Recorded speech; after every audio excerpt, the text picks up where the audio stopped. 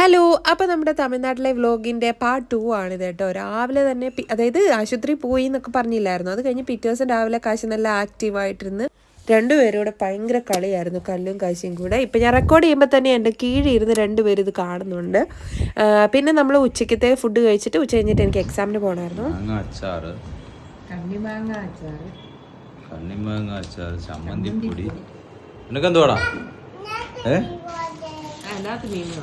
ഇതിന് വേറെ പേര് പറയുന്നു. മസാലച്ചോറല്ല,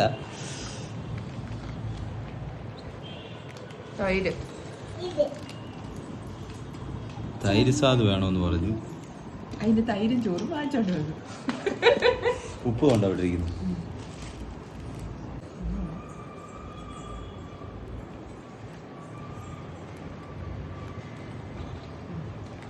കൊള്ളാവോ? വീട്ടിൽ ചെല്ലുന്ന ഒരു സാറ്റിസ്ഫാക്ഷൻ. ചോറിന് വ്യത്യാസം. പിന്നെ കാശിക്കും കല്ലൂനൊക്കെ കൊടുത്ത് ചേട്ടനും കഴിച്ചു. ഞാനിത് കഴിച്ച് കഴിഞ്ഞ് നേരെ അങ്ങ് പോവുമായിരുന്നു കേട്ടോ. എനിക്ക് ഒട്ടും സമയമില്ലായിരുന്നു.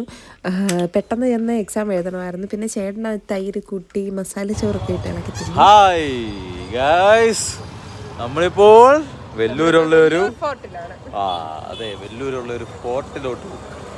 വെല്ലൂരുള്ളൊരു ഫോർട്ടിലാണ്.